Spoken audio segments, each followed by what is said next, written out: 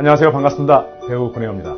여러분들 이주 노동자라는 말 많이 들어보셨죠? 네, 예전에는 외국인 노동자 이렇게 불렀죠. 사장님 나빠요. 우리가 그런 개그 프로에서 그런 장면을 봤던 것이 벌써 10수년 전 일입니다. 그리고 이제 그들을 우리 사회의 구성을 받아들인다는 의미에서 우리는 이주 노동자라고 부르고 있습니다. 그럼에도 불구하고 제도적으로, 정서적으로 그들을 우리 사회 구성원을 어떻게 받아들일까에 대해서는 많은 고민을 필요로 하고 있습니다.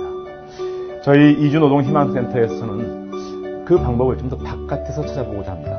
바로 이주노동자 현지의 아이들에게 공부할 권리, 펜을 쥐어주는 일입니다. 이 일에는 여러분들의 정말 많은 관심과 참여가 필요합니다. 이주노동희망센터에 여러분들이 희망이 되어주시기 바랍니다. 고맙습니다. 꼭 알아야 할 어제의 뉴스. 미국 본사가 15년 동안 한국 GM에 들인 돈은 1조 원이 안 됩니다.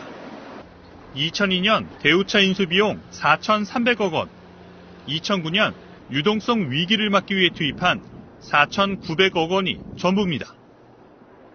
반면 최근 5년 동안만 해도 매년 7천억 원이 넘는 돈을 본사로 가져갔습니다. 적어도 2조 5천억 원 넘게 이득을 본 셈입니다. 대출이자와 연구 개발비 등 수익금을 챙긴 명목도 다양합니다. 하지만 GM 측은 중국 상하이를 아시아 생산 기지로 삼고 한국은 반제품 조립 위주로 운영했습니다. GM이 헐값에 대우차를 산 다음 현금 창고처럼 이용하다가 떠나려 한다는 비판이 나오는 이유입니다. 우리 정부도 조사에 나섰습니다. 금융감독원은 한국 GM이 미국 본사에 낸 연구 개발비 부분을 집중적으로 살펴보고 있습니다. 산업은행은 한국 GM에 대해 재무실사를 벌일 예정입니다. 하지만 전문가들은 미국 본사까지 살피지 않고서는 한국 GM의 실상을 정확히 파악하기는 어렵다고 말합니다. GM이 우리 정부에 5천억 원이 넘는 증자를 바라는 건 무리한 요구라는 지적도 많습니다. 투자금 형태이기 때문에 만약 회사가 정상화되지 않으면 사실상 돈을 돌려받을 길이 없기 때문입니다. GM이 지역 일자리를 볼모로 삼은 상황에서 우리 정부가 신중하게 대응해야 한다는 목소리가 높습니다. 한일전을 앞두고 꼴리 신소정은 입을 굳게 다물며 의지를 다졌고 주장 박종환은 두 눈을 질끈 감고 선전을 기도했습니다. 간절한 마음으로 나섰지만 초반 집중력이 아쉬웠습니다. 1분 7초 만에 실점했고 우리 선수 한 명이 부족한 상황에서 또 한 골을 허용했습니다. 단일팀의 올림픽 첫 골은 이 피리어드에서 터졌습니다. 미국 출신 기아 선수인 후수 그리핀이 박은정의 패스를 받아 골망을 흔들었습니다. 한국인 어머니 이름을 그대로 물려받은 후수 그리핀의 역사적인 골에 머리 감독과 박철호 북한 감독은 나란히 두 손을 번쩍 들었습니다. 진통제를 맞으며 투혼을 불사른 신소정은 눈부신 선방으로 골문을 지켰습니다. 하지만 동점골은 터지지 않았고 종료 8분을 남기고 쐐기골을 내준 뒤 추격을 위해 골리를 빼는 강수를 뒀다가 한 골을 더 허용했습니다. 우리 선수들은 아쉬움에 눈물을 흘렸습니다. 조금만 더 버텨줬으면 조금 동점 찬스를 팀원들한테 줬었을 텐데 끝이라고 생각 안 하고 정말 최선을 다해서 포기하지 않고 해서 일본은 1998년 나가노 대회 이후 13경기 만에 올림픽 첫 승리를 거뒀습니다. 한일전 역사적 첫 승은 다음으로 미뤄졌습니다. 단일팀은 남은 두 차례 순위 결정전에서 첫 승리를 노립니다. 평창 동계올림픽에 참가한 북한 방문단 관련 경비 지출을 의결하기 위한 교류협력추진협의회가 조명균 통일부 장관 주재로 열렸습니다.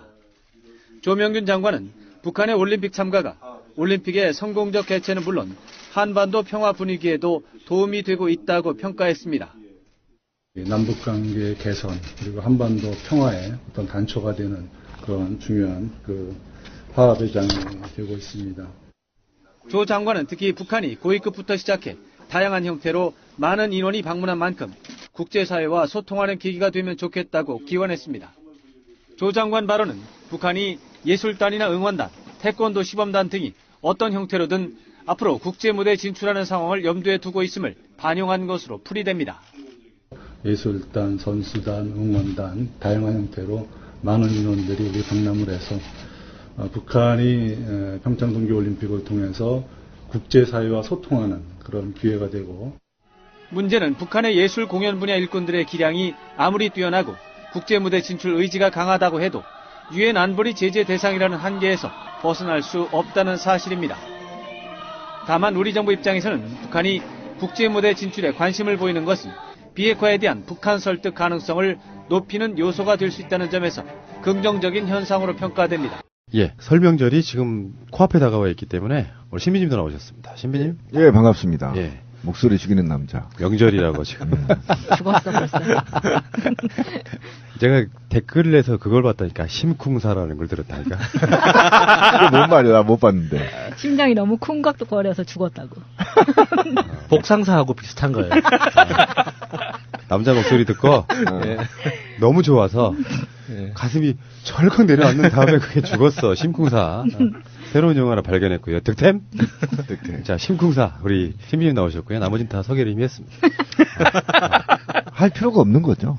이 목소리 한 방에. 아, 신비 외 3인. 바로 이 전방송에서 했기 때문에 같은 날 나가는데 또 해요? 자, 뭐 알겠고요. 자, 명절은 어떻게 되세요? 명절은 어디 가십니까? 예, 갑니다. 내일 오후 4시에 출발합니다. 아, 차 끌고? 예. 그리고 언제 오세요? 렉동이 끌고. 모레 아침 10시에 다시 컴백.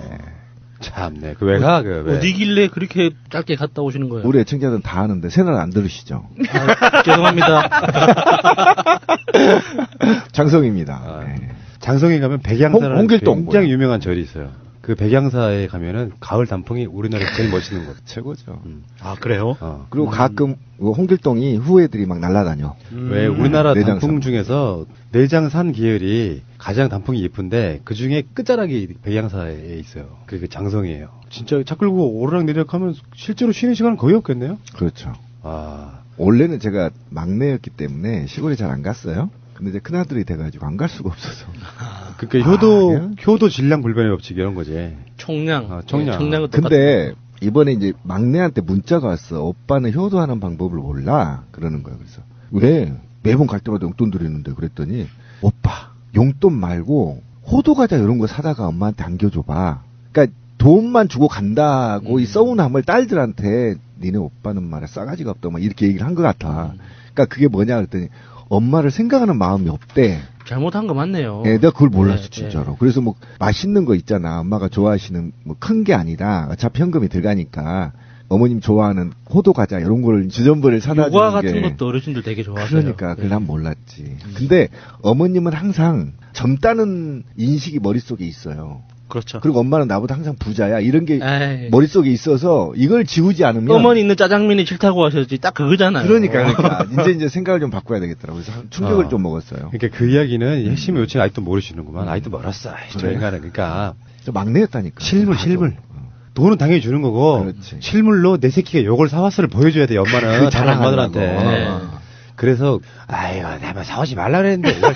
사왔다고 또. 맞아. 그러니까 실물이 중요합니다, 실물이. 자, 효도들 하시고요. 방송 들으시는 분 중에 돈만 달랑 주시려고 했던 분들, 집 들어가기 전에 바로. 동네 슈퍼에 가면 정말 많아요, 요즘에는. 뭐, 곶감 선물 세트라든지, 과일 같은 거 하나 사갖고 들어가시기 바랍니다. 그거 얼마 안 비싸요. 한 2, 3만 원이면 삽니다. 권피디는 천재야. 그렇죠. 내가 왜 이 말을 꺼냈는지 다 알잖아. 우리나라 최초의 효도 천재.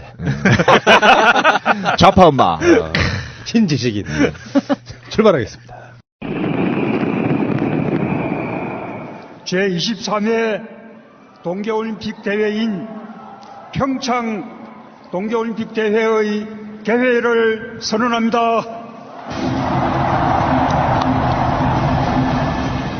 이번 설 밥상에는 가장 먼저 오르락거릴 수밖에 없는 게 제가 봤을 땐 최순실, 이재용이에요. 그리고 정치 이야기를 나중에 할 거예요. 다 정치 이야기이긴 하지만 어쩌면 이재용 판결과 이어진 최순실 판결에 대한 얘기를 할 거예요. 그런데 여러분들은 설 밥상에 이재용과 최순실만큼이나 롯데를 올려야 됩니다.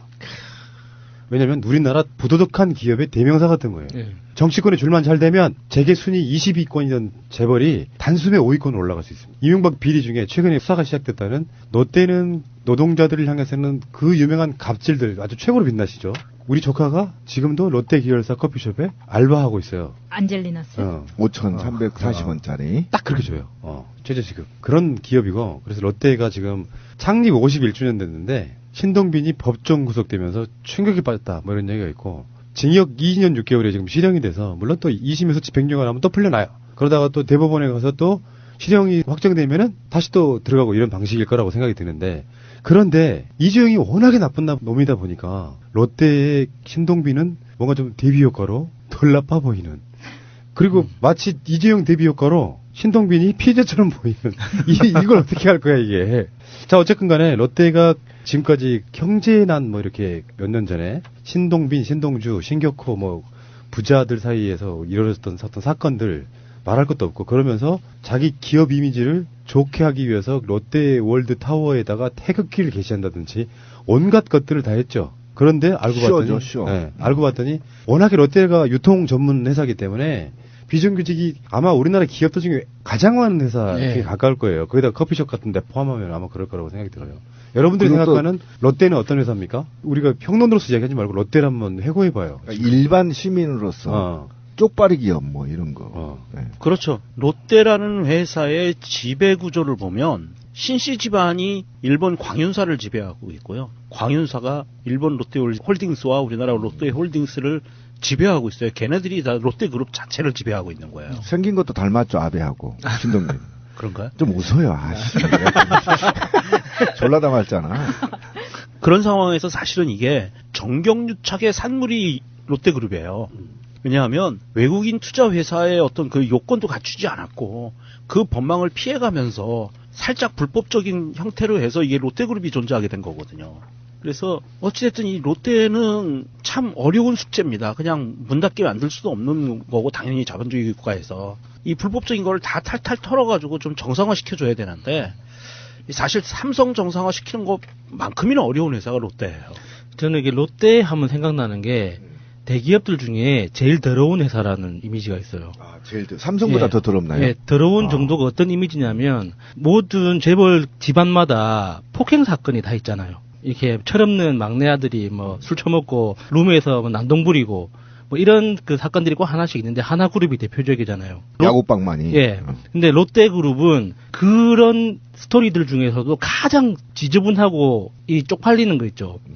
양아치 같이 도로에 가던 차 세워서 막 집단 린치를 한다거나 음주운전하면서 지가 사고 내놓고 배째라식으로 한다거나 하는 그런 그러니까 롯데그룹이라는 것만 빼면 완전 개쌩양아치인데 나중에 알고 보니 롯데그룹 자손인 거예요. 그래서 이것들이 왜 그러나라는 걸 이제 그 살아오면서 케이스를 보니까 명정님 말씀하신 것처럼 롯데그룹은 우리나라 재계 서열에서는 큰 게 뭐 상위 그룹은 아니었지만 이게 귀에 걸면 귀걸이, 코에 걸면 코걸이식으로 체조적인 뿌리 기업이 일본에 있으니까 그 외국인 투자 관련 법률이 필요할 때는 외국인 회사처럼 행동하고 내국인의 법이 필요할 때는 내국인의 법률을 요구하는 이런 방식으로 양쪽을 다 가지고 놓은 거예요. 세금 문제도 그렇고. 그래서 이게 생활 속에서 롯데그룹을 피해보려고 애를 많이 써도 힘듭니다, 사실. 껌 한 통도 거의 독점이잖아요. 껌 같은 경우는 롯데가. 음료 같은 경우도 음료도 그렇고. 그렇죠. 맥주 뭐 이런 식품이나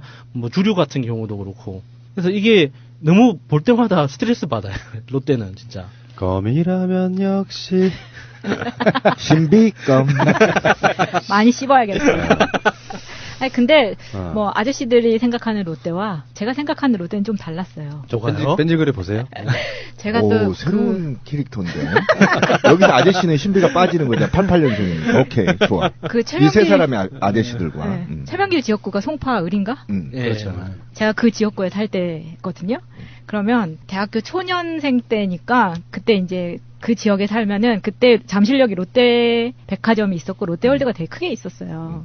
그래서 집에서 되게 가깝고 그때는 롯데백화점에 롯데 셔틀이 있었어요. 그래서 그 근처에 아파트까지 셔틀버스가 다 가는 거예요. 그러면 잠실역에서 내려서 버스 갈아타고 하는 거 없이 무조건 백화점으로 가는 거예요. 잠실역에서 연결이 돼 있으니까. 그럼 백화점에서 이것저것 막 사고 셔틀 타고 바로 집 앞에까지 데려다 주니까 거의 롯데와 나는 하나의 몸이 돼서 매일매일 롯데를 안 가는 날이 없었거든요. 그렇게 되면 나중에는 저희 동네 애들은 막 그 롯데월드 연간 회원권 있죠. 이런 걸 끊어서 그냥 아무 때나 가서 놀고. 역시 MB 후배는 다르네요. 그 좀 하지 말라고. 이게 그 지금 마차님이 얘기한 것 같은 그런 게 있어요. 뭐냐면 우리나라 대기업 중에 특히 삼성은 삼성동의 자신들의 그 본거지를 꾸미기 위해서 엄청난 노력을 했는데 현대한테 뺏겼어요. 안전부지. 그런 게 있었고, 송파는요, 롯데그룹이 완전히 장악한 동네입니다. 모든 유통, 소비 문화 모든 거를 다 송파그룹을 장악하고 있는 게 롯데그룹이거든요. 그런 어떤 기업적인 특성의 어떤 영향이라고 봐요. 자, 근데 신동빈이 지금 2년 6개월 실형받으면서요, 롯데가 굉장히 곤란해졌어요. 그냥 뭐, 총수가 그 그룹을 지배를 못한다 이런 차원이 아니에요, 지금. 신동빈이 구속되면서 일단은 이런 게 있어요. 롯데호텔 상장 부분인데, 롯데그룹이 관광화학 계열사를 지주회사 체제로 편입하기 위해서 중간 지주회사격인 호텔 롯데를 상장해야 되는데, 신동빈이 구속되면 이게 불가능해집니다. 왜 그러냐면 상장 규정에 회사의 경영 투명성을 주요 심사 요건으로 두고 있어요. 그래서 신동빈이 뇌물 공여로 실형을 받은 상황에서는 심사 통과 자체를 자신할 수 없다. 불가능하죠. 이런 부분이에요. 엄청 타격이 큰 거죠. 롯데 입장에서. 근데 일단 총평을 좀 해야 되겠는데, 그러니까 최근에 이제 롯데가 신동빈이 구속이 되면서 2년 6개월 되면서 제가 볼 때는 이게 최순실 판결과 맞물려서 이재용이 때문에 지금 불똥이 튕긴 것이거든요. 신동빈 회장이 이재용에 비해서 지금 구속이 된 상태에서 좀 측은지심이 있단 말이에요. 그래서 언론들이 어쨌든 이런 롯데와 관련된 측은지심으로 기사들이 좀 나오는데 저는 이게 굉장히 큰 프레임이 지금 작동되고 있다고 보거든요. 그러니까 이재용이를 내보내고 신동빈을 넣음으로 인해서 국민들의 대기업에 대한 정서를 상쇄시키는 역할을 했다. 그리고 최순실이 20년의 중형이 맞물려 있으면서 그 뒤에 이재용을 숨기기 위해서 대기업을 시범적으로 지금 신동빈을 구속했는데, 제가 우리 패널분들한테 묻고 싶어요. 신동빈이 2년 6개월이 많은 건가요?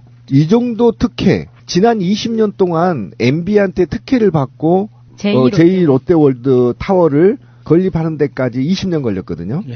그거를 지금 MB가 오케이 하고 2년 6개월? 저희 씨발 10년 살 수 있어요. 이게 무슨 중형이에요. 전 10년 살 수 있다니까. 그 정도 특혜 준다면? 왜 10년을 못 사는지. 20년 동안 노력해서 이제 건축물을 완성했는데 2년 6개월이 이게 말이 됩니까? 적어도 제가 볼 때는 이 액수를 보더라도 최소한 10년은 살아야 됩니다. 특혜 준 거예요. 진정하시고요. 제2롯데월드 타워는 아직 혐의 내용에 들어가 있지 않고요. 이것은 지금 박근혜 최순실에 관계된 뇌물 사건이거든요. 그래서 이제 그거만 받은 거고, 롯데월드 타워는 추후 수사 계획에 있어요. 아, 그래요? 그때 또 판결 나올 겁니다. MB 관련해서. 그러면 한 10년 살아야죠. 근데 지금 이게 뇌물 공여죄가 확정이 되면 대법원에서 롯데월드 타워점에 있는 면세점에 특허가 있대요. 특허가. 네, 영업권. 특허라고 부르죠. 네. 그거를 이제 취소될 가능성도 있다 그래서 기본적으로 왜 있잖아요. 기업이라는 게 주력 기업 있고 뭐 지주회사 있고.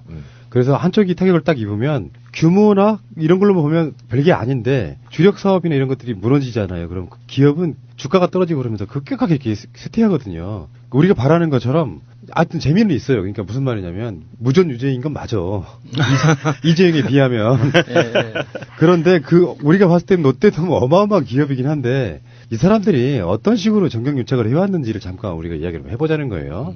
롯데의 정경유착의 시작은 언제일까요? 당연히 신격호 회장 아니겠어요? 그렇겠죠. 예. 롯데라고 하는 그룹이 갖는 그 상징성, 일단은 일본 기업 이렇게 사실 느낌이 있지 않습니까? 제1교포인 신격호가 열심히 읽어가지고 사실 일본에서는 아무 기업도 아닌 기업 같은 느낌인데 한국에서는 정경유착이 통하면서 기업을 훨씬 많이 키워서 지금은 일본 롯데와 한국 롯데가 역전된 느낌 그거죠. 예. 박정희가 그 신격호를 그렇게 좋아했다고 하잖아요. 그래서 그 명동에 롯데백화점 건설할 때 사실 그때 그 서울 시내에 백화점 건설하는 거를 이 교통 혼잡 문제 때문에 이 시정책 차원에서 안 해주는 게 일단 기본 방침이었는데 굉장히 창조적으로 박근혜의 창조경제가 그때 탄생했는지 몰라도 롯데 쇼핑이라는 이름으로 백화점이 아니라 쇼핑센터라는 명분으로 지금 현재의 그 롯데백화점 그 자리에 그 건물을 허가를 내줬다는 거잖아요. 그 허가를 내주도록 드라이브를 적극적으로 밀어준 사람이 노골적으로 밀어준 사람이 박정희라고 합니다. 박정희가 사실은 이제 이게 서울 도심 집중화 현상을 해소하기 위해서 그때 70년대만 해도 많은 이슈거리가 있었거든요. 서울 도심으로 사람들이 집중되는 것을 분산시키자라 썼는데 사실 그래서 백화점이라는 것을 서울 도심에 만들 수가 없는 상황이었어요. 그런데 이거를 꼼수를 피하기 위해서 복합 쇼핑센터로 바꾸는 거예요.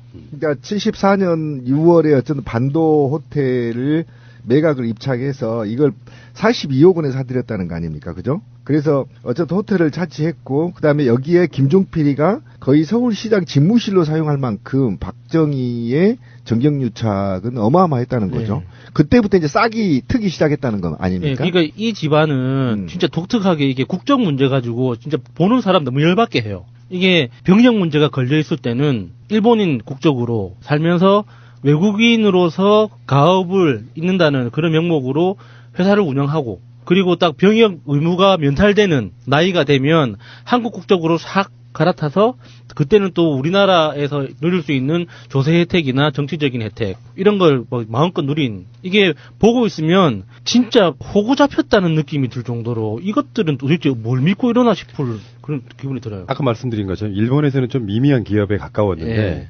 한국에서 법 때문에 외자도입법 그 외국의 자본을 들여온 거에 대해서 세금을 감면해주는 이걸 이용해가지고 사실상 지금은 어떤 구조가 되어 있냐면 한국에서 열심히 바득바득 벌어서 일본에서 쓰는 그런 느낌이에요. 네. 그렇죠. 그런 기업이라고.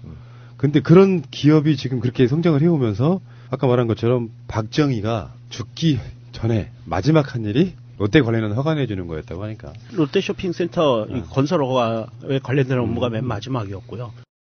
사실 이 롯데의 지금 그 치매 때문에 좀 그 움직임이 불편하신 신격호가 1960년대에 굴욕적인 한일 수교 협정을 맺는데 신격호의 인맥을 동원해서 그걸 도와줬다고 그래요. 그렇기 때문에 박정희 정권 내에서는 이 신격호는 자기들한테 보면 어떻게 보면 굉장히 큰 은인과 비슷한 입장이었던 거예요. 그렇죠. 그래서 어쨌든 박정희가 친일 운동을 하면서 어쨌든 자기 스승과 선배들로부터 오더를 받았을 가능성도 굉장히 높습니다. 일본 기업을 성장시키기 위한 기업이 맞았고, 그다음에 아까 이제 우리 권 PD가 얘기한 대로 어쨌든 사실은 마지막 총 맞아 죽으면서 다 챙겨주지 못한 걸 전두환이가 챙겼다는 거 아닙니까?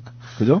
그래서 사실상 신격호의 꿈을 이루어주게 해준 건 전두환이에요. 아, 그러니까 박정희도 어마어마하게 신격호를 예정했던 느낌이 법상으로는 롯데 백화점 허가가 안 나는 상황. 그 상황에서 이름을 교묘하게 바꿔서 롯데쇼핑으로 바꿔서 허가를 내주고 이게 다 박정희가 도와줬다는 거고 예.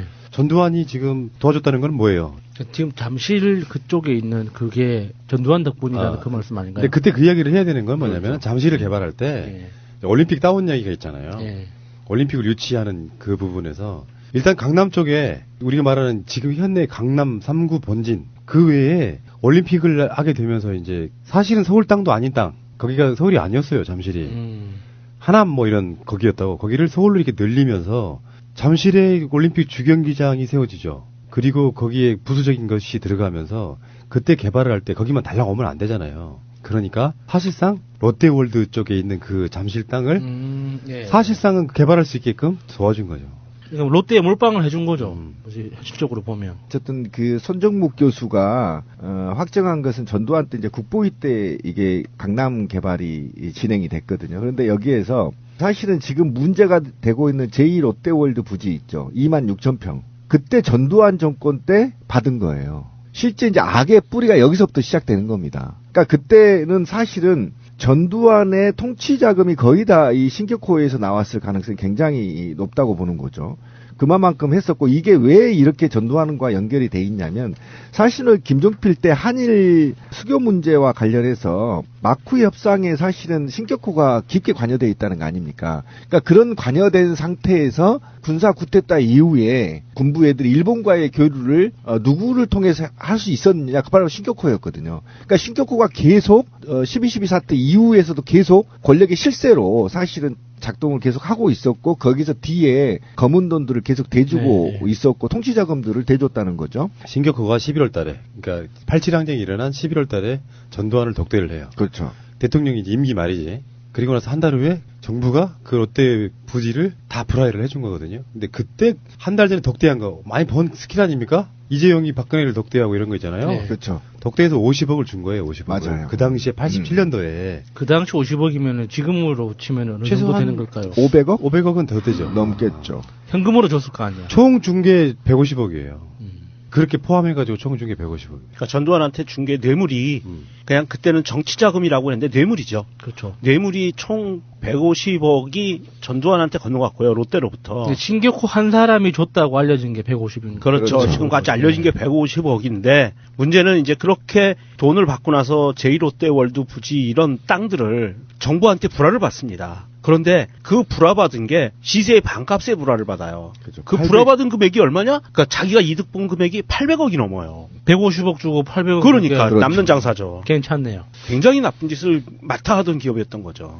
덕을 때리는 게 신규국 같은 사람들이 전두환, 노태우만 챙겼겠어요. 야당 인사도 챙겼다고. 김영삼하고는 지역적 기반이 똑같잖아요. 그러니까 김영삼의 아들인 현철 씨의 장인 김웅세 씨를 롯데물산 사장으로 끌어들입니다. 이명박 때 이명박의 동기동창을 끌어들이는 거랑 똑같아요. 장경택을 뭐 끌어들이는 금융사 거랑. 뭐 찍어 넣고 막 그런 것처럼. 근데 그 당시에 지금 말하면 제1롯데월드 있잖아요. 그때 100층이 넘는 고층 빌딩을 허가해달라고 하는데 안 들어줘요. 와, 이거 그럼 굉장히 일찍부터 그렇죠. 설계를 했었네요. 그럼요. 90년부터. 예, 90년대부터 시작된 거예요. 그리고 성남 비행장 때문에라도 그때는 김영삼 때는 그게 안 됩니다. 그래서 김대중 정부 때 또 노력을 해요. 근데 또 퇴짜 맞았어요. 노무현 정부 때 노력을 해요. 또 퇴짜 맞았어요.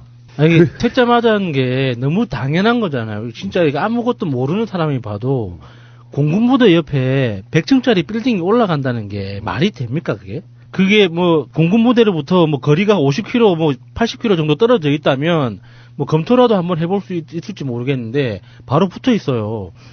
활주로 끝하고 몇 킬로 차이도 안 난단 말이에요. 그런데 그런 위치에다가 100층이 넘는 고층 빌딩을 올린다는 것 자체가 상식적으로 말이 안 되는 거죠. 또 간단히 말하면은 박정희, 전두환, 노태우, 김영삼, 김대중, 노무현 이 정권에서 안 내주는 거를 이명박에는 해주는 거예요. 그러니까 이게 종로구 저 청와대 근처에 반경 몇 킬로 안에는 건축구로 치면 5층 이상 못 올리게 돼 있어요. 그렇죠. 그러니까 그 높이로는 보통 일반 건물의 3층 반 정도? 그래서 억지로 이렇게 천장 높이를 낮추면 5층까지 이렇게 끼워 맞출 수는 있는데 그 이상 건물을 못 올리게 돼 있거든요. 그 다 그 안보 문제, 보안 문제 때문에 그런 거란 말이에요.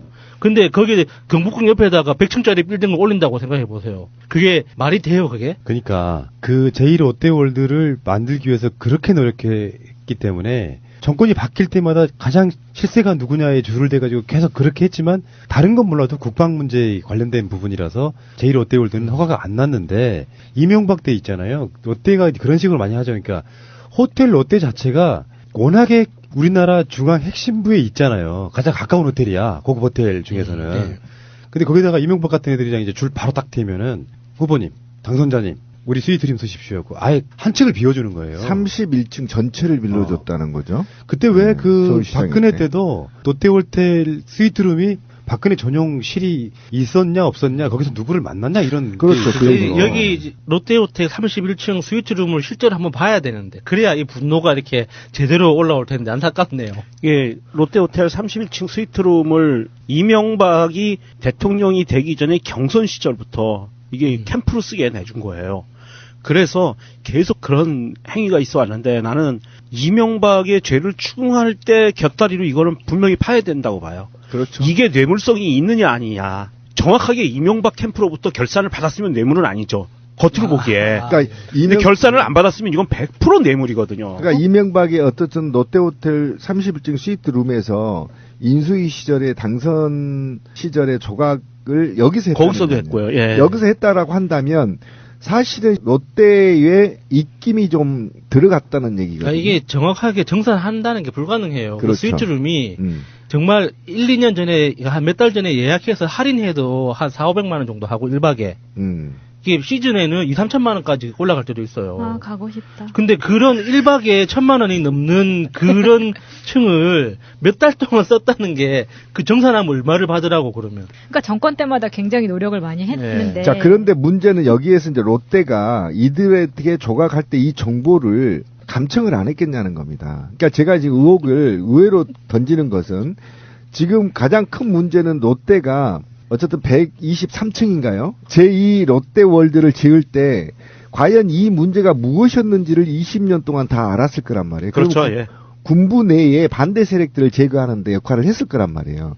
그러면 이때 바로 제가 볼 때는 군 내에 반대 세력들을 제거하는 계획이 여기서 분명히 있었을 거다. 아, 롯데발 미림팀이 있었을 예, 거다. 미림팀이 분명히 있다. 저는 이거 분명히 말씀드리고요. 그리고 이후에 그 결과에 어쨌든 군부 반대한 사람 다 수청당했잖아요. 수청당하고 나서 이거 허가 나간 겁니다. 네. 맞아요. 여기에서부터 악의 씨앗이 시작됐다. 신동빈이 징역을 이렇게 본인이 실형을 그 자리에서 받을지를 몰랐다고 사람들이 생각을 다 하잖아요. 그 이유를 보면은 이 재판이 있기 직전까지 평창올림픽에 굉장히 공을 많이 들입니다. 그러니까 손수, 스키, 로프 이런 거는 다 점검을 하고요. 평창 기간 준비부터 시작해서 폐회식까지 자기는 평창에서 내내 있겠다. 이렇게 이야기를 했고 2월 14일이 발렌타인데이가 신동빈 회장의 생일이에요. 그래서 나는 생일도 평창에서 지내겠다. 이렇게까지 얘기를 해놨는데 줄을 이번 바뀐 정부에서도 그렇게 줄을 서려고 했구나. 네, 그랬는데 2월 13일에 구속이 된 거죠. 생일날 구속된 거죠? 그 자리에서 바로 된 거 아니에요? 예, 맞습니다. 네. 근데 재밌는 게 다시 이제 포승줄이 묶여가지고 그 양복 차림으로 호송차에 타는 장면을 봤어요. 겁에 질려있더만. 그러니까 내가 한 번도 겪어보지 않은 자들은 그 순간에는 그게 공포죠. 미지의 세계가 되는 거거든. 근데 한국말로 잘 못해서 이제 네. 깜빵에 들어가면 거의 해롱이 되겠네. 해롱이. 그리고 또 깜빵에 가면 쪽발이들은 좀 혼나야 돼요. 이더디 맞대요. 아 근데 아마 모르긴 해도 범털이기 때문에 독방 쓸 거라고 보는데 호화 독방을 그러면 안 되는데 왜 우리 그걸 당연히 받아들이지? 아, 그 정도 지금 국민정서 안 됩니다. 호화 독방 못 줍니다. 아니요, 이게 공거방에 들어가면 네. 맞을 수가 있어요. 아 그러니까 해롱이 밑으로 들어가서 지금 빨래나 이런 것도 좀 하고 그래야 되는데. 내가 자대 듣게. 또 애가 아베 닮아서 맞을 수도 있어. 아, 친비님은 지금 그 드라마를 몰라요. 그러니까 다른 의미에서 듣고 계신 것 같고. 그러니까 롯데월드 스위트룸에다가 막 대통령 당선자 또는 대통령 왜 그러냐면 청와대는 공무원들의 공간이기 때문에 호화롭게 못해요. 그렇죠. 그러면 내가 대통령이면 롯데호텔 스위트룸에서 지내고 싶겠어? 청와대 관저에서 지내고 싶겠어? 롯데호텔. 그렇지. 호텔 롯데. 냄새부터 다릅니다. 그런 거예요. 그런 거. 그렇게 해서 자기는 그 권력자들한테 스위트룸을 제공하는 사람인데 감옥에서도 말이야. 최소한 스위트 거실 하나 정도는 써야지. 카펫도 좀 깔아주고 빨갛게 이렇게. 아이, 피 떨어져도 티 안 나게. 근데 보니까 이 사람이 이제 어렸을 때부터 좀 있는 집안이다 보니까 스키를 배워서 지금 국제 스키 연맹에도 열심히, 그러니까 평창을 위해서 자기가 정말 몸바쳐서 일을 한 거예요. 그러니까 작년 11월에도 1박 4일 일정으로 엄청 무리를 해서 스위스까지 가서 평창을 위해서 막 열심히 노력을 했다는 거죠. 근데 그게 평창을 위해서 공적인 욕망 때문에 그런 게 아니고 봐달라고. 네, 사적인 욕망 때문에 그런 거고요. 그렇죠, 당연히. 돈이 있으니까 돈질을 하면서 그렇죠. 봐줘 했는데 결국 안 먹은 거죠. 이름만으로도 너무나 평범한 우리 주민 박주민님. 바리바리 박주바리. 네. 이분의 이야기는 좀 달라요. 우리가 지금 받아들이는 것처럼 뭐 우리 얘기 있잖아요. 이재용에 비하면 최순실은 중형인 건 맞고, 그러면 박근혜는 훨씬 더 중형일 거고, 신동빈은 이재용에 비하면 억울한 감이 있지만 당연해. 뭐 이런 흐름 속에 박주민은 이렇게 말했습니다. 첫 번째가 안종범 수첩이 대법원에 부담이 될 거다. 그러면서 지금 나왔던 얘기가 뭐냐면은 안종범 수첩에 대법관 이름이 나온다는 거죠. 그래서 이게 부담을 덜기 위해서라도 별거 아니라고 대법원이 판단 내려줄 가능성이 있다는 거예요. 그러니까 안정범 수첩의 증거 능력을 최대한 격화시킬 가능성이 있다는 뜻이잖아요. 이분이 이제 팟캐스트 출연 많이 하시면서 상당히 이제 음모론자가 돼가고 있어요. 그런데 지금 국정농단 사태의 재판에서 유일하게 안종범 수첩이 증거 능력을 인정받지 않는 게 정영식 재판관이에요. 그러니까 나머지는 다 됐는데, 문제는 지금 권 PD가 날카롭게 지금 지적을 했는데, 안종범 수첩이 대법원이 부담해서 자칫 무죄의 가능성이 있다라고 지금 의심할 수밖에 없는 게 뭐냐면, 최순실 재판에서요, 사실은 이재용이의 면죄부를 주는 것들을 다 뺐어요. 한번 봅시다. 그러니까 22개인가요? 2개인가 중에 다 인정을 했는데, 이 재판부도 김세윤 부장판사도 지금 삼성 승계 부정청탁은 인정받지 않았거든요. 그죠? 그 다음에 미르K 재단 제3자 노물 혐의와 관련해서도 인정을 안 했고, 승마 지원도 대가성이 없다라고 판단해버렸어요. 그러면 안종범 수첩은 인정했다고 하더라도 이후에 대법원에서 삼성 승계가 부정청탁이 아니더라고 얘기해버리면 어떻게 풀리냐면요. 그러면 원래 삼성이 승계를 목적으로 국민연금, 그러니까 삼성물산과 제일모직에 합병을 하면서 국민연금 5,400억 정도를 날렸거든요. 이거를 청탁하기 위해서 접근을 했는데 이게 만약에 뇌물 적용이 안 된다고 한다면 이재용은 사실상 면죄부를 받게 돼요. 그래서 최순실 재판도 사실은 이재용을 면죄부를 주기 위한 엄청난 음모가 숨어 있다는 거예요. 그러니까 이런 측면에서 봤을 때 안종범 수첩이 대법원에서 아까 권 PD 지적대로 대법원에 부담스러워서 아마 판결을 이상하게 낼 수도 있다라는 거 플러스 여기에 어제 최순실 1심 재판에서도 면죄부를 줘버렸기 때문에 제가 볼 땐 적어도 지금 국민 정서하고는 굉장히 다르게 이재용이 무죄될 가능성도 있다. 그러니까 안종범 수첩에 대한 어떤 증거 능력이 어디까지인가에 대해서 사실 그 법률 전문가들도 되게 논란이 많아요. 근데 논란이 많은 게 증거 능력이 있다 없다라는 이런 게 아니라 증거 능력이 어디까지인가라는 거죠. 그러니까 극단적으로 봤을 때 정영식 판사는 증거 능력이 없다고 판단을 한 거고 김세현 판사는 간접 증거로만 채택을 한 거예요. 그런데 이게 일상적으로 우리 생활 속에서 경험을 봤을 때 예를 들어서 신비님이 말씀하시는 걸 제가 수첩에다 다 받아 적었어. 그게 녹취록을 풀듯이 다 똑같이 토시 하나 똑같이 받아 쓰지는 못하더라도 어떤 발언의 취지나 어떤 목적이나 내용이나 지시사항이나 이런 것들을 내가 수첩에 다 받아 적었단 말이지. 그러면은 내 수첩은 직접 증거인가 간접 증거인가? 이게 이제 법률적인 쟁점인 거거든요. 그래서 지금 김세현 판사는 이거를 간접 증거라고만은 받아들이는 거예요. 근데 보통 일반적인 형사사건이나 뇌물사건 같은 경우에는 그런 거를 직접 증거로 채택하는 경우도 있거든요. 그 내용의 어떤 수첩이 작성된 상황이나 어떤 업무 연관성이나 그 사람의 성실성이나 이런 것들을 봤을 때 직접 증거로 채택해도 충분한데도 불구하고 이 지금 법원이 굉장히 여러 가지 논리를 갖다 대면서 그냥 적극적으로 인정해도 간접 증거로만 인정을 한다는 거죠. 그 국민적 정서라는 게 있잖아요. 간단히 설명하면은 이거예요. 세상에 공짜가 어디 있어. 예를 들어서 기업들이 전두환 같은 군부 독재가 들어와서 헌금을 강요하잖아요. 그것도 사실은 대가성이 있는 거예요. 안 낸 사람이 불이익이기 때문에. 아, 그렇죠. 그러니까 간단히 말하면 세상에 공짜는 없는 거야. 네. 그게 국민적 감정이라고. 맞아요. 근데 그게 자기 기업이 뭔가 득을 보기 위해서 더 적극적으로 노력을 했다면 이 새끼는 무조건 유죄인 거거든. 간단히 말하면 그런 거예요. 네. 그리고 어쨌든 그 판사도 공무원이거든요. 그가 5급 초임의 판사 들어갔을 때 부장판사들이나 대법원장 얘기할 때 수첩 갖고 존나 적어요. 그렇겠죠. 예, 9급 공무원으로 들어가도요. 제일 먼저 선물 받는 게 수첩이에요. 윗사람이면 적어야 돼요. 그건 직접 증거예요, 이게. 그러니까 모든 걸 적어서 토시 하나도 빠짐없이 적어서 이거를 시행해야 되잖아요. 이 시행을 빨리 하는 놈이 유능한 공무원이거든. 당연히 적어야죠. 당연히 적어야 되는데 제가 그래서 아까 얘기한 게 박주민 의원이 지금 얘기한 게 무엇을 염려하냐면 이재용이를 살리기 위해서 신동빈과 최순실을 중형을 때렸다는 겁니다. 그리고 여기에 맞춰서 판결도 누군가의 컨트롤 타워에 의해서 판결이 됐을 가능성을 지금 제가 제기하는 거예요. 이렇지 않고는 권 PD가 국민 감정 정서 얘기했는데 지금 국민들이 이재용이에 대한 분노를 삼키다 못해 정영식 판사 탄핵이 24만 명이 지금 넘었거든요. 25만 명 넘어가고 있죠.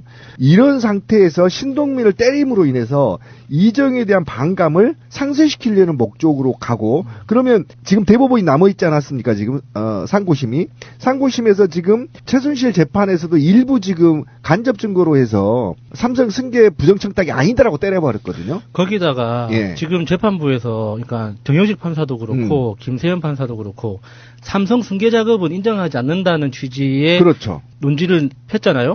그게 무슨 뜻이냐면 자기들이 스스로 삼성그룹에 한해서만 우리들은 금치산자입니다라는 거를 스스로 고백하는 거예요. 맞아요. 아니 명답이에요. 이게 에버랜드 전환사채 문제부터 20년이 넘는 기간 동안 이건희가 세금 안 내고 이재용한테 재산을 물려주려고 온갖 수를 다 쓰고 가장 최근에 삼성물산과 제일모직 합병하는 그게 국제적으로도 문제가 됐었잖아요.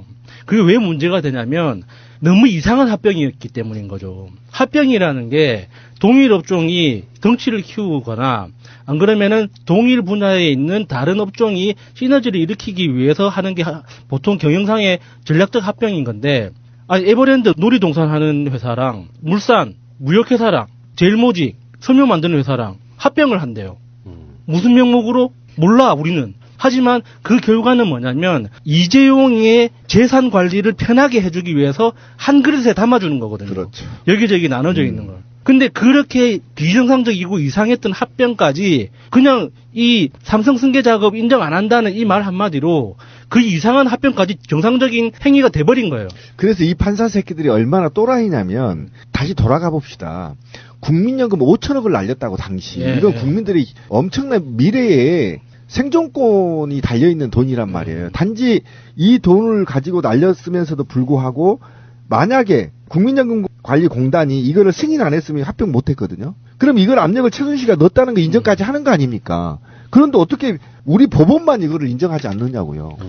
지금 법원에서 큰 실수를 하고 있는 것이 지금 이 이재용에 관련된 재판, 그다음에 최순실 롯데 관련된 재판들인데요. 이게 이제 증거 능력이라는 여러 가지 그 이야기를 하면서 사람들에게 혼란을 심어주면서 이재용은 어떻게든 살아나갈 수 있는 길을 만들어주는 방향으로 지금 움직이고 있는데 이게 얼마만큼 중대한 문제냐 하면 설령 대법원까지 가가지고 이재용이 집행유예가 합당해 이렇게 판결이 났다 손 치더라도 그 다음에 문제가 되는 것은 이게 박근혜까지 이게 가서 쭈루루루 그 부분은 무죄가 날 수 있는 확률이 높아요. 그렇게 되면 어떤 결과가 나오냐면 이건 지금 특검이 기소를 관리하고 있는 상황이거든요. 또 다른 문제가 벌어지는 게 문영표 보건복지부 장관이 국민연금관리공단에서 압력을 행사해서 합병 승인을 하게 해준 거잖아요. 그렇죠. 그래서 그 제목으로 지금 실형을 받아서 지금 살고 있어요. 그런데 문영표가 과연 자기한테 오는 이익 단돈 10원도 없이 그냥 명령을 받았을까? 전 아니라고 보거든요. 그런데 특검에서는 이게 너무 방대하기 때문에 원흉을 수개를 잡기 위해서 이 사람이 벌인 행적을 더 이상 파지 않고 이 정도 선에서 처벌하고 최종 그 결재권자를 잡아내는 게 목표였거든요. 그런데 지금 만약에 박근혜까지 무죄를 만들어준다 그러면 대한민국 검찰이 중앙지검이 문영표를 다시 수사할 확률이 높아요. 뭐로? 뇌물죄로. 그러면 이재용은 또 뇌물죄로 가는 거예요. 그때는 빼도 박도 못하게 됩니다. 이건 뭐 제3자 뇌물 먹어야지 고리가 복잡하지도 않아요. 삼성에서 문영표한테 돈을 줬느냐? 줬네. 얼마 줬는데 10억? 그래? 그럼 너 징역 10년 이렇게 해버리면 끝나는 거예요, 그냥. 그러니까 대한민국 대법원이나 대한민국 판사들이 정신을 똑바로 차려야 되는 게 만약에 그런 상황까지 가가지고 박근혜까지 무죄가 됐는데 문영표가 뇌물 받은 걸로 그래서 징역형을 받는다. 그럼 문영표가 가만히 있겠어요? 다 물어버린단 말입니다. 그러면 이 국정농단 사건의 판결을 맡았던 판사들이 제정신 갖고 대한민국 땅에서 못 살아나요. 이건 그 대대손손 이 불명예를 안고 살아가야 되는 거예요. 자기 자식들에게. 그렇기 때문에 판사가 얼마만큼 중요하게 판결을 해야 되는지 하나하나의 사건이 얼마만큼 이게 심각한 상황인지를 깨닫고 있어야 되는데 아직도 이 사람들은 중요한 줄이 어디인가만 보고 있다. 나의 밥 벌어먹고 사는 길이 어디인가만 보고 있는 것 같은 정황들이 너무 많이 보이는 거예요. 참 그런 부분이 속이 상합니다. 국가대표 선수가 되기 위해서 흘린 땀과 눈물, 그리고 올림픽 출전권을 얻기 위해서 흘린 땀과 눈물, 또 경기에서 국민들에게 좋은 모습을 보이기 위해서 흘린 땀과 눈물.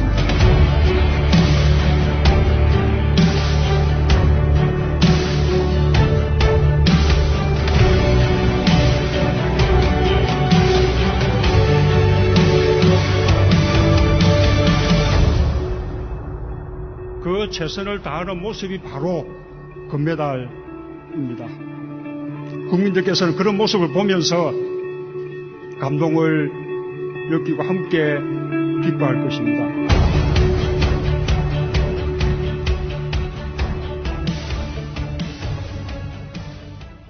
GM, 제너럴 모터스, GM의 군산공장이 폐쇄된다는 발표를 13일 날 했죠. 화가 나서 죽겠어요. 지금 제가 화가 부글부글 끓는데 욕은 못하고 정말 화가 머리 끝까지 지금 올라와 있어요. 그러니까 GM이 간단히 말해서 뭐 기술이나 뭐 일자리라든지 이거 막 투자한 게 아니고 GM 공장을 돌리면서 그냥 계속 수익만 뜯어가는 거죠. 돈 투자하지 않고 그러다가 결국에는 투자금 회수하고 돈을 얼마큼 벌었으니까 이거 안 돌릴 거야. 뭐 이렇게 된 거거든요. 그러니까 지금 화가 나는 이유는 GM이 한국의 대우를 인수하면서 총 들어가는 금액이 실제 현금이 1조 정도 됩니다. 다 합쳐서. 그런데 지난 대우를 인수하고 GM이 돈 벌어간 게 3조가 넘어요. 현금으로? 예, 현금으로 3조가 넘습니다. 그러면 이 현금 3조만 빼고 나머지는 뭐냐면 지적 재산권은 어떻게 할 거예요? 온갖 그 특혜 특허 상표 이런 거는 좀 천문학적인 거거든요. 그런데 이제 이게 문을 닫겠다는 거예요. 그러면 이게 페어플레이에 좀 어울리지 않습니다. 이게 자본주의 사회에서 페어플레이 얘기한 게 좀 모순이 있었지만 당시에 사실은 M&A 하면서 우리나라 전체 구조를 틀을 바꿨잖아요. 예를 좀 기아가 현대로 넘어갔던 이유도 그것 때문이었죠. 그래서 이게 이제 나눠 먹기식으로 했었거든요. 근데 그 결과로 대우를 GM에 줬는데 GM이 온갖 기술들을 다 핵심 기술들을 빼가고 그것도 현금으로 3조 빼먹고 이제 와서 하겠다는 겁니다. 조금 더 디테일하게 이야기를 하면 이게 쌍용 자동차의 복제판인 거예요. 그렇죠. 쌍용 자동차가 중국 상하이 자동차가 쌍용 자동차를 인수해서 일단 기본적인 기술 운영에 대한 노하우를 빨아가고 나서 그거를 인도 마힌드라에 그대로 넘겼잖아요. 인도 마힌드라가 생산 능력 자체와 그 생산 설비의 그 설계 구조 자체를 그대로 다 복제한 다음에 다시 이제 팔려고 할 때쯤 쌍용 파업 사태가 일어났던 거였거든요. 그때가 그러니까 쌍용 내부적으로는 현금과 자산 가치가 계속 마이너스만 겪었던 거죠. 그러면은 재무제표를 딱 만들어 보면 당연히 실적이 안 좋은 회사로 나올 수밖에 없어요.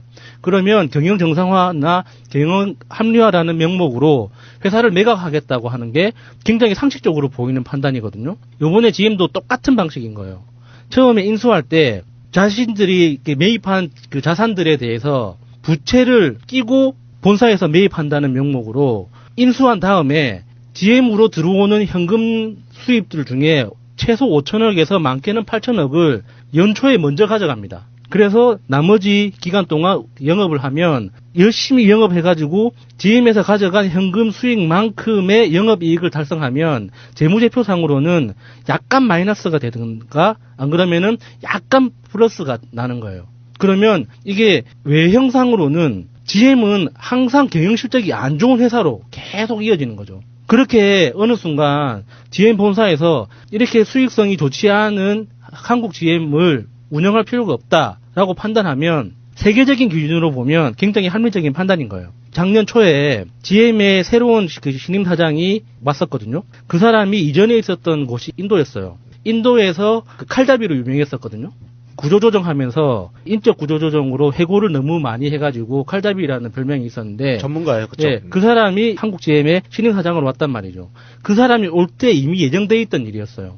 그래서 GM 내부에서 원래 마시던 커피를 카누를 마시던 걸 맥심으로 바꾸고 이 삼다수 마시던 걸 뭐 500원짜리 싼 생수로 바꾸고 하는 이런 식으로 쥐어짜기 경영을 작년 초부터 계속 했단 말이죠. 이 전초 작업이었던 거죠. 그래서 그 지금까지 한국 GM에서는 전 세계적으로 봤을 때 R&D 부서가 제일 경쟁력이 좋아요.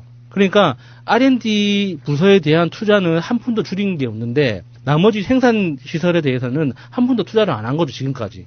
현금만 뽑아가고. 근데 제가 볼 때는 지금 FTA 재협상, 한미 FTA 재협상하고 그다음에 지금 북핵 문제 해결과 관련해서 GM이 사전에 지금 미국 정부하고 짜고 구조조정을 들어가기 위한 사전 한국의 노동조합이 굉장히 거세잖아요. 이거를 무마시킬 목적으로 지금 구조조정 수작이 아닌가라는 게 지금 의혹으로 남고 있는데 지금 GM은 아마 제가 볼 때는 완전히 철수는 하지 않을 거다. 왜 그러냐면 지금 자동화를 도입하기 위해서 노동자들을 해고하는 수순까지 협박을 하고 5월에 지금 공장을 폐쇄하겠다는 거 아닙니까? 네. 그런데 지금 여기에 대해서 사실은 10,000개의 협력업체가 망하니 어쩐지 이제 개 소리를 지금 막 떠들고 있지 않습니까? 근데 사실상 제가 볼 때는 자동화 수순으로 가지 않는가. 자동차 공장들이 사실 자동화를 도입하고 싶어 하거든요. 그래서 이게 사실은 그쪽으로 가서 이것마저도 한국 정부가 추가 비용을 요구하고 구조조정의 비용, 소요되는 비용들을 요구하고 그 비용으로 오히려 해고자들을 자르고 자동화로 정책을 전환하는 게 아닌가라는 의혹이 좀 남고 있고요. 어쨌든 지금 제가 볼 때는 우리 한국 정부에 지금 자금을 지원 요청하고 있다는 거 아닙니까? 그것도 정상적인 방식으로 안 하고 지금 공중전으로 지금 하고 있다는 거 아니에요? 그래서 2,000명 자르기 싫으면 5,000원 내놔라 이렇게 지금 협박하고 있다는 건데. 근데 이게 전반적으로 GM이 너무 무례하고 최근에 어쨌든 트럼프의 한미 FTA 재협상과 관련해서 굉장히 이게 맞물려 있어서 자칫 잘못하면 GM한테 말려서 오히려 끽소리도 못하고 좀 넘겨주지 않겠느냐라는 정부 생각이 관계자가 들어요. 이 이야기를 듣는다면 꼭 명심해 줬으면 하는 게 한국 GM은 절대 철수 안 합니다. 제 얘기가 그 얘기예요. 왜냐면은 전 세계에 GM R&D 센터가 3군데가 있는데 그 중에 한 곳이 한국이거든요. 3년치 한국 R&D 예산 3년치 예산으로 나머지 한 군데 예산을 쓰는 거예요. 그렇죠. 그 정도로 한국 R&D 센터가 ROI가 굉장히 좋아요. 그런데 R&D 센터는 생산 공장과 같이 맞물려 있지 않으면 R&D 효율이 떨어지거든요. 그렇죠. 그래서 GM이 한국 R&D 센터를 절대 포기할 수가 없는 곳이에요. 그래서 한국 GM이 이게 뭐 우리한테 이런 식으로 군산 공장을 폐쇄하면서 협박은 가능하지만 결국에 아쉬운 건 GM이거든요. 그래서 GM에 끌려다닐 필요가 없다는 거예요. 그리고 또 하나의 의혹은 어쨌든 회계부정과 관련해서 지금 금감원이 냄새를 맡고 있는 건데 그것과 관련해서 또 빅딜설이 또 나오고 있거든요. 그래서 정말 우리 말씀하신 대로 저는 이번만큼은 GM의 버르장물을 좀 확실하게 고쳐놨으면 좋겠다 그런 생각이에요. 그 부분이 약간 좀 어려운 부분이 사실 없잖아 있어요. 이게 좀 더 넓게 봐야 되는 부분이 있는데 GM이 원래 디트로이트가 고향이잖아요. 그런데 얼마 전에 트럼프가 GM을 디트로이트로 돌아오도록 하겠다라고 딱 못 박아버렸어요. 그런 상황에서 지금 GM이 한국에서 군산 공장을 경영난 때문에 폐쇄하겠다. 그리고 한국에서 철수할 수도 있어. 자금 지원 안 해주면. 라고 얘기를 하고 있는 상황인데요. 돈 빼먹으려고. 네, 정부 지원으로 인해서 자금 경영난을 조금 해소해보겠다라는 의도예요. GM의 의도는. 그런 의도를 갖고 있는데 문제는 군산 공장을 올해 5월에 폐쇄하는 거로 결정을 내렸는데 GM의 그 경영 구조 자체를 보면 군산 공장이 가장 생산성이 낮은 공장인 건 맞아요. 20%밖에 가동률이 안 된다고 하니까 이거는 뭐 문 닫아야 될 정도의 심각한 공장인 건 맞는데 문제는 이게 시작이라는 거죠. 그 다음에 또 어디 있죠? 부평 공장이 있어요, 인천에.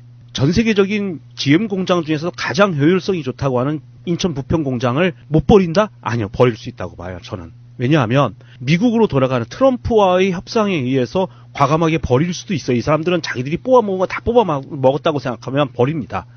그래서 이러한 것을 예측했기 때문에 IMF 당시에 GM 대우가 망가져서 부도가 났을 때 인천에서는 이런 이야기가 나왔었어요. 인천 시민 펀드를 만들어서 대우를 인수하자라는 운동이 있었는데 거기까지 가지를 못했어요. 얘기만 나오다가 말고. 그러면 저는 이런 제안을 하고 싶어요. 제가 보기엔 GM이 철수하는 것은 시기의 문제다라고 보거든요. 그렇다고 봤을 때 부평 공장과 군산 공장을 그냥 팽개쳐버릴 거냐? 저는 거기에서 시민들의 힘을 믿고 국민들의 힘을 믿고 국민 기업으로 다시금 태어날 수 있도록 대우를 한번 살려보는 것도 구체적인 방법을 만들어보는 게 좋을 것 같다라는 생각을 합니다. 그러니까 여기에서 확실하게 이제 우리는 GM이 먹튀 자본이 될 거냐 말 거냐인데 제가 볼 때는 우리 명종님이 말하는 일부 아까 전자 얘기한 게 핵심이라고 봐요. 뭐냐면 GM이 경영난에 시달리고 있는 비용들을 한국으로 전가하면 제가 볼 때는 아까 말한 대로 떠나진 않아요. 떠날 수는 없어요. 그런데 지금 우리가 알고 있는 회계에 지금 얘기가 나온 게 3조 원 정도 지금 부채에 쌓여 있다는 거 아닙니까? 그리고 원래 돈은 원래 미국으로 가져갔고 지금 3조는 나머지에 있는 돈으로 자기들이 지금 그동안에 벌었던 3조로 갚으면 되는데 이 돈을 갚으면 적자니까 이걸 한국 정부에 전가하거나 또는 감면해달라고 요구하는 게 굉장히 높습니다. 제가 볼 땐 트럼프가 거기에 협박을 한 거고 지금 한국 정부나 일부 한국 언론들 자유한국당 같은 새끼들이 여기에 협작을 해서 지금 혈세를 빼먹으려고 하는 거란 말이에요. 그래서 저는 다시는 한국에서 먹튀 자본이 생기지 않도록 이번에 그냥 싹쓸이 해버려야 된다. 제대로 감사하고 제대로 세금 내게 하고 그냥 트럼프도 지금 그렇게 하고 있거든요. 한국 정부에. 우리도 그렇게 하자. 나갈 때면 나가라. 그럼 아까 말한 대로 국민기업으로 만들자 다시. 저는 그런 생각입니다. 그래서 저는 이번에 절대 GM한테 혈세로 지원하거나 또는 뭐 3조 원의 부채를 또 감면해주거나 이런 개 같은 짓은 안 했으면 좋겠다, 저는. 자유한국당이 논평을 냈는데요. GM이 저렇게 되도록 문재인 정부는 뭐 했냐라고 공격을 합니다. 진짜. 씨발 IMF 때문에 시작된 거라니까. 그리고 그 대부분의 기간은 이명박근혜 기간 동안이었죠. 네. 지금 집권한 지 얼마나 됐다고 저는 개소리랍니까?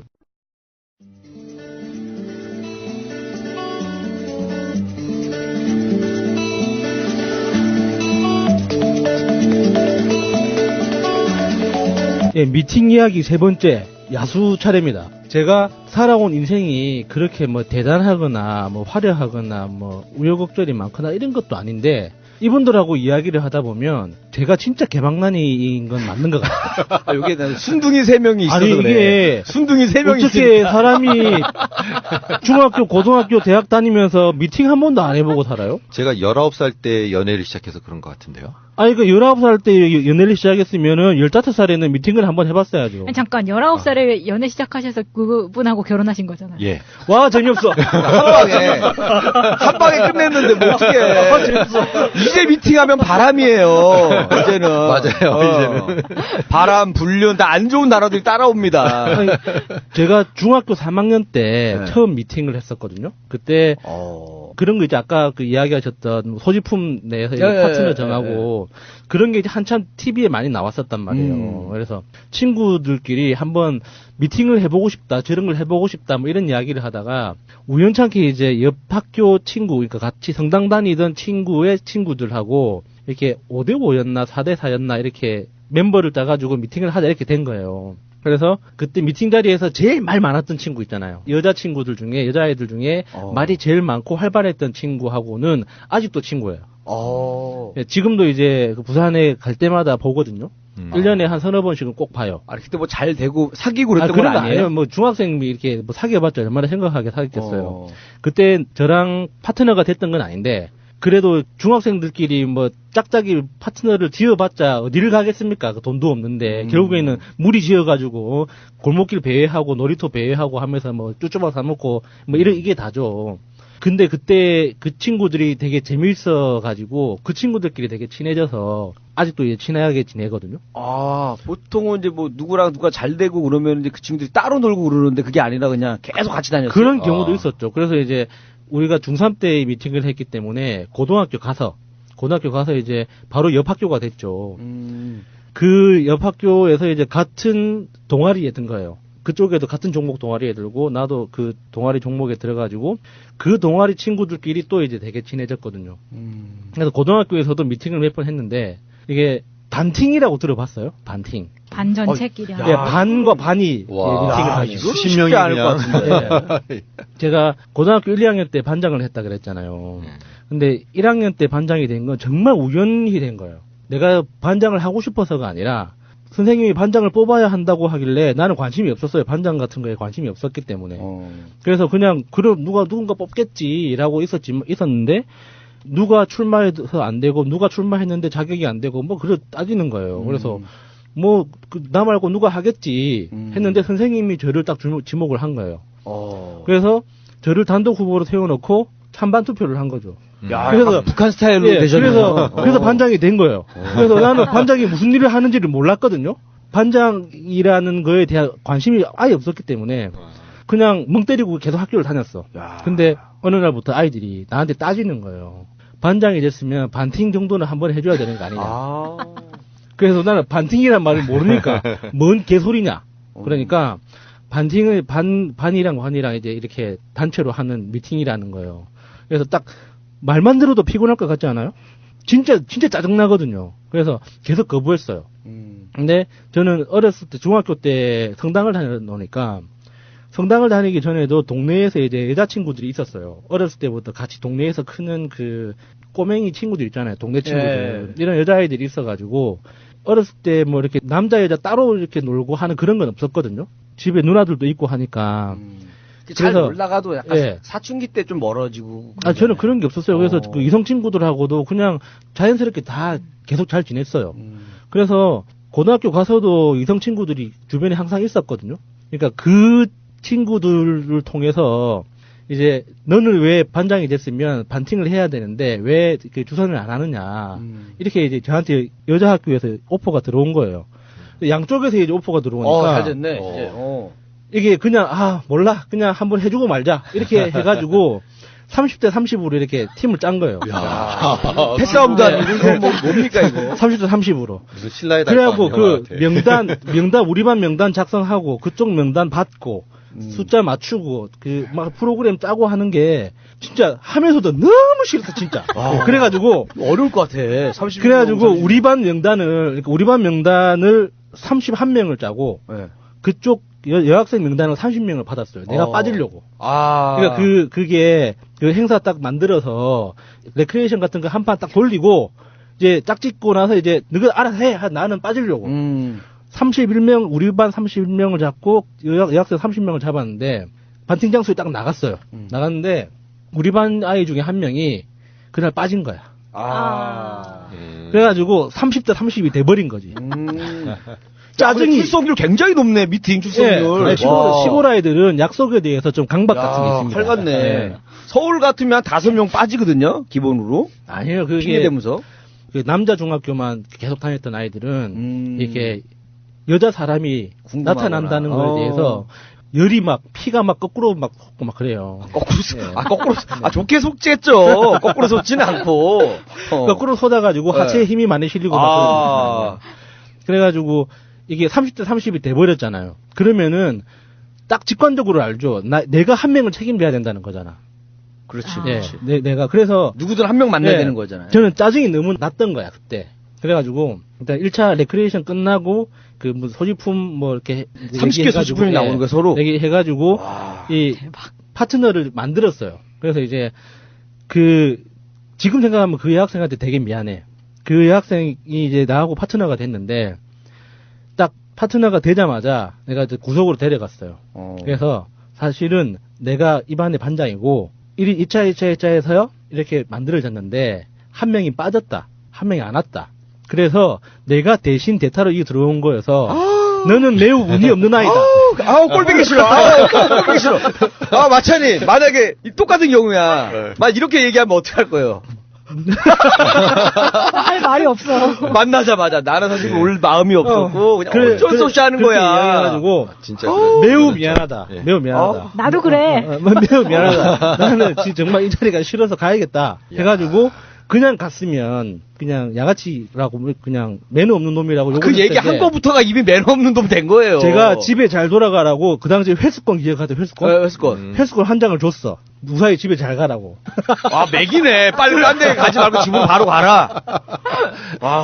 야, 그때부터 진짜 욕을 진짜 다양한 경로로 친구 통해서 욕을 하거나 쪽지를 보내서 욕을 하거나 정말 개쌍욕을 들었었습니다. 아니, 여자분이 좀 마음에 안 들었던 거예요? 들었다고 그러니까, 하더라도 난 무조건 이걸 얘기할 거라고 마음에 그게 들었던 아니라 거예요. 저는 그 상황 자체가 너무 짜증이 난 거예요. 그러니까 그 반팅이라는 행사 자체를 하기 싫었고, 근데 반 아이들이 너무 해달라고 하니까. 그래도 김태희가 나왔으면 이러지 않았을 거잖아요. 아니요. 지금 생각하면 그 여학생 예뻤어요. 예뻤는데. 얼마나 황당했을까, 그 여자분. 그러니까 이런 적이 없는데. 내가 살면서 이런 대접을 받아본 적이 없는데. 그 상황이 너무 짜증났던 거예요. 그러니까 처음부터 끝까지 다 마음에 안 들었던 거지. 그래가지고. 일단 그냥 그렇게 끝났어. 근데 이제. 아니, 아까 우리 막 혼내더니 이게 뭐냐고 신중이더라더니 내가 봤을 때 더 순둥이 이상하네. 그 기회를 또 걷어 찾는 나는 기회가 안 와가지고 그런 건데. 저는 안 해봤는데. 중고등학교 때 이렇게 한 명이랑 독점적으로 사귀거나 이런 거 싫어했어요. 두루두루. 그렇게 다 같이. 그러니까 제가 있는 곳에는 항상 여학생이 있었거든요. 그러니까 제가 이렇게 흑심을 가지고 접근하는 게 아니라 그냥 재밌게 놀자고 이렇게 했던 거여서. 그러니까 거기에 연관된, 그러니까 반팅보다 약간 진화한 형태의 훨씬 그 소셜 네트워크가 필요한 봉고팅이라는 게 있었어요. 봉고팅. 봉고팅 위험해 보이는데. 위험해 보는데. 들어봐요, 들어봐. 굉장히 순수한 거라니까. 장기를 걸고서 하는 미팅인가요? 위험해 보이는데 이거. 따라가면 안 되는 것 같은데. 미안해 이거. 여기서 뭔가 잘못하면은 심장 한쪽 딱 떼고 막 이런. 아저씨. 제가 살았던 동네가 섬이었잖아요. 그러니까 섬은 학교가 다 거기서 거기에요. 많아봤자 두세 개, 한두 개, 두세 개니까. 그런데 그 버스가, 노선 버스가 학교를 지나치고 이렇게 하는 것도 있는데, 이제 봉고라는 게 그 당시에 일종의 유행 같은 거였어요. 그러니까 봉고 한 대를 동네 사람들이 엄마들끼리 모여가지고 봉고 한 대를 임대하는 거예요. 기사하고. 그래서 아침에 학교가 데려다 주고 학교 12시에 집에 데려다 주고. 셔틀버스 같은 개념이네요. 좀 개인용 사설버스 같은 이런 개념이었는데 그게 이제 굉장히 유행을 해가지고 그 당시에 거의 대부분의 학생이 봉고를 타고 다녔거든요. 아침 저녁으로. 근데 대부분은 이렇게 여학교는 여학생만 타고 남자 학교는 남학생만 탈 거 아니에요. 셔틀 같이. 예, 예.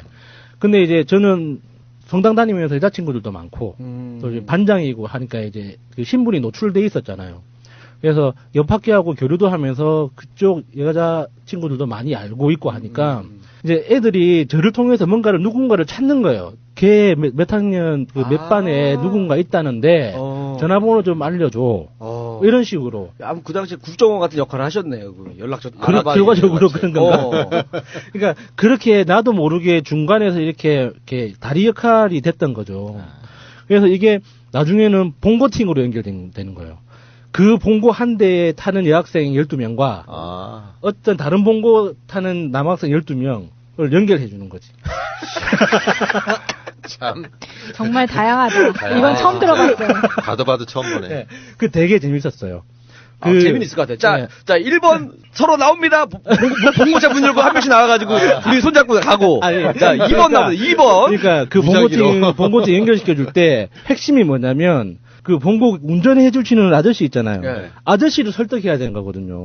그러겠네. 맞아. 아저씨한테 여러 가지 조건을 설득해야 돼요. 그러니까 미팅 장소까지 예를 들어 공원까지 나와야 되고 그 애들 데리고 그리고 결정적으로 12명의 부모님한테 말하면 안 되고 그 알리바이를 동의를 해줘야 돼. 근데 만약에 사고가 나면 아저씨가 책임도 있잖아. 없는 건 아예 그런 거죠. 그건 있어요. 예, 근데 30년 전에 그런 개념이 있었겠어요? 그렇지. 그러니까 아저씨한테 이제 화려한 말빨로 이렇게 우리가 맨날 공부만 하는 기계도 아니고 개돼지도 아니고 한 번은 우리가 바람도 쐬야 될 거 아닙니까?